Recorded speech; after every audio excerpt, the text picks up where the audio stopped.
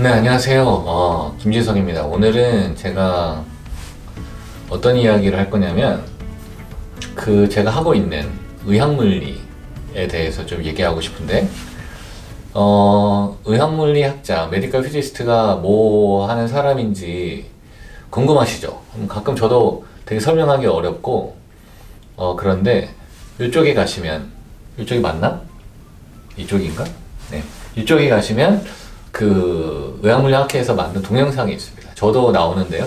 그거를 한번 봐주시면 감사하겠고, 제가 오늘 얘기하고 싶은 거는 이 의학물리를 하는 사람들이 앞으로 왜 중요한가, 그리고 이 의료 분야에서, 특히 의공학 분야에서 다른 사람보다 나은 장점이 어떤 것이 있는가를 제가 한번 얘기해 보려고 합니다. 자, 뚜둥. 첫 번째는 의학물리를 하는 사람들은 대부분 요즘에는 다 방사선 종양학과에 있어요. 방사선 종양학과는 여러분이 그 숫자, 방사선 종양학이라는 그 숫자가 전문의도 그렇고 과가 많지 않아서 잘 모르시겠지만 암을 치료하는 과입니다. 그래서 진단부터 치료 그리고 팔로우 그 모든 전체적인 과정에 다 참여하는 과라고 할 수가 있겠습니다. 그래서 저희가 이 과에서 일을 하면은 환자에 대해서 이 환자가 어떻게 진단이 되고 병기가 어떻고 어떻게 치료를 하는 것이 좋고 때로는 뭐 케모를 하고 때로는 수술을 하고 그것과 관련돼서 스케줄이 어떻게 조절이 되고 치료가 어떻게 되며 그 다음에 나중에 치료가 끝난 다음에 팔로우업도 할 때 어떤 식으로 된다라는 거를 피부로 느낄 수가 있습니다. 제가 볼 때 그러니까 의료 직군이 의사 간호사가 아닌 사람 중에는 이런 거를 이렇게 면밀하게 피부로 느끼면서 할 수 있는 그런 필드가 많지 않습니다. 이제 메디컬 피지스트는 물론 병원마다 좀 차이가 있기는 한데, 그리고 환자 치료를 할 때 차트 같은 거를 보게 돼 있어요. 그래서 이 환자가 어떤 식으로 치료가 되고 어떻게 해야 안전하게 된다라는 걸 우리가 체크를 하게 돼 있는데, 그런 걸 체크를 하면서 이 전체적인 치료 과정에 대해서 우리가 이해를 하게 되죠. 그래서 그냥 글자로 아는 거랑 전혀 다르게 이렇게 되는구나 라는 걸 피부로 알 수가 있습니다. 그래서 그게 굉장히 큰 다른 점이라고 할 수가 있고, 두 번째는 이 병원 일, 그러니까 임상 그리고 이제 이런 것은 사실상 굉장히 하이 레벨의 어떤 책상 앞에서 하는 일만으로는 해결되지 않는 굉장히 다양한 일이랍니다. 환자를 만나기도 해야 되고, 환자 치료할 때 손을 대야 되는 것도 있고, 그렇죠.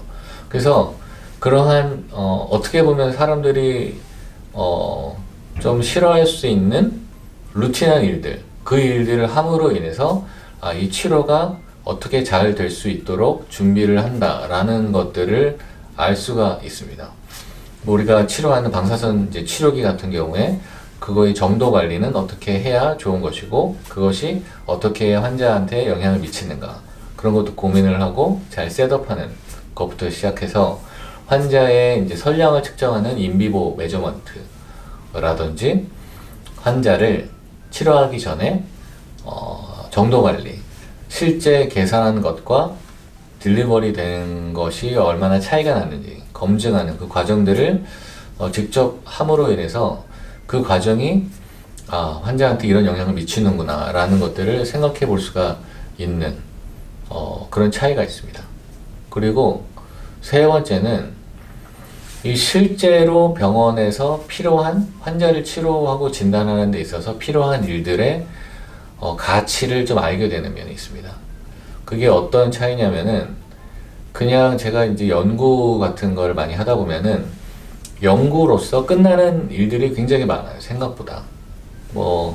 그냥 연구라는 것은 옛날에 A라는 게 있었고 내가 B라는 걸 해서 A보다 조금 낫더라 라고 얘기하면은 논문이 되거나 어떤 연구로서의 가치를 가질 수 있죠. 근데 그게 이제 병원에 실제로 돌아가게 하려면 이게 얼마나 중요하고 그 다음에 얘가 미치는 영향, 그리고 얘를 도입하기까지 어떠한 노력들이 수반되어야 된다는 것을 알아야 됩니다. 그리고 그거를 할 수 있는 능력도 있어야 되고, 그러지 않은 일들이 굉장히 많습니다. 그래서 뭐 최근에 인공지능도 그런 일 중에 하나인데, 굉장히 많은 인공지능에 관련된 논문이 있지만 실제로 병원에서 루틴하게 쓰는 것들은 굉장히 작습니다. 그 이유는 그거를 연구하는 사람들이 실제 병원에서 일어나는 일들의 워크플로우를 잘 이해하지 못하고 그냥 예전보다 좀 좋아지겠다 싶은 것들을 연구하기 때문에 생기는 결과라고 볼 수가 있겠습니다. 그래서 이런 메디컬 피직스를 공부하고 그리고 이 필드에 있는 사람들은 그렇지 않은 사람들보다 굉장히 좋은 장점들이 있고, 물론 이거를 하기까지는 좀 시간이 걸리고 피곤한 일들도 많죠. 그러나 이것들을 다 아우르는 시야를 갖게 되고, 그런 다음에 일들을 하게 되면 다른 사람과 좀 차별성을 가지는 그러한 결과들을 낼 수 있을 것으로 생각을 합니다. 그래서 외국의 같은 경우에 보면 최근에 뭐 리플렉시온이나 여러 이제 진단과 치료가 결합된 그런 필드에 제품들을 만드는 사람들을 보면은 저희 쪽 분야에 있는 많은 사람들이 실제로 많이 참여하고 그런 것들을 개발하게 됩니다. 앞으로도 이게 더 가속화되지 않을까 싶습니다.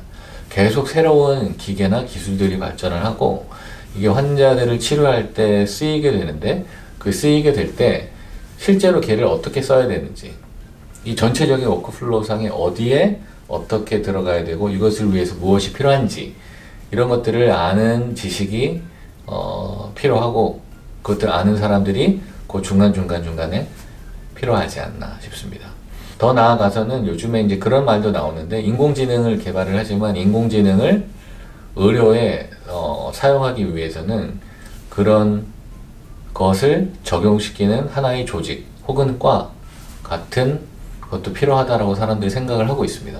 저는 그게 굉장히 의미가 있는 생각이라고 예전부터 느끼고 있습니다. 왜냐하면 의학을 하는 사람과 공학 혹은 뭐 엔지니어 하는 분들이 언어가 다르기 때문에 이 언어를 중간에서 브릿지 해주는 사람들이 필요합니다.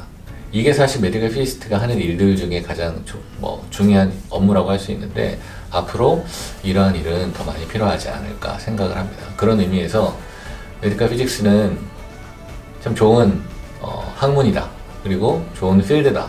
그래서 여기에 하고 싶으신 분들은 많이 함께 했으면 좋겠다. 뭐 그런 생각을 해봅니다. 네. 도움이 됐을지는 모르겠으나 오늘은 여기까지 하겠습니다. 그러면 다음에 또 만나겠습니다. 안녕.